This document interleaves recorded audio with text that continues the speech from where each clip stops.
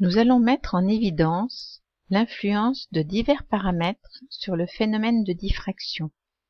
À chaque étape, nous ne faisons varier qu'un paramètre à la fois. Influence de la longueur d'onde.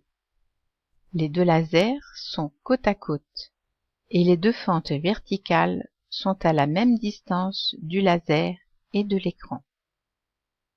Laser rouge et un laser vert. On obtient la figure de diffraction suivante. On observe que la largeur de la tache lumineuse centrale est plus grande avec le laser rouge qu'avec le laser vert. Conclusion. La largeur de la tache lumineuse centrale est proportionnelle à la longueur d'onde du laser utilisé. Influence de la distance laser-fente. Le laser est proche de la fente. La tache lumineuse centrale mesure 7 mm. On éloigne le laser de la fente. La tache lumineuse centrale mesure toujours 7 mm.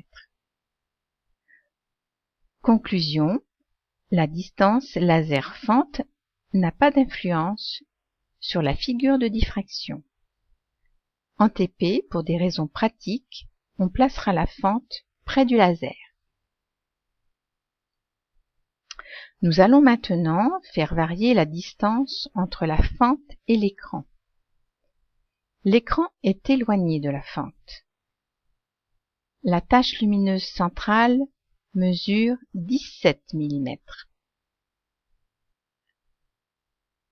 L'écran est rapproché de la fente. La tache lumineuse centrale mesure 5 mm. Conclusion. La largeur de la tache lumineuse centrale est proportionnelle à la distance fente-écran.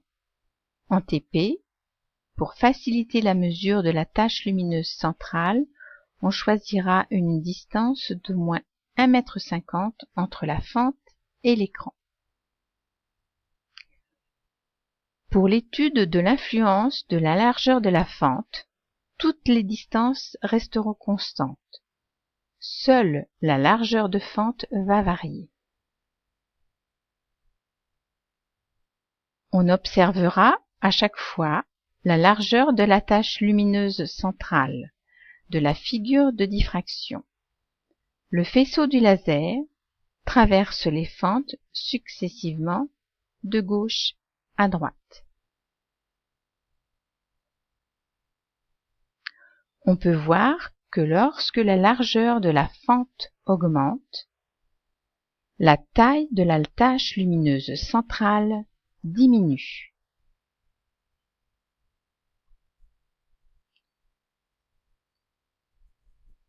Conclusion.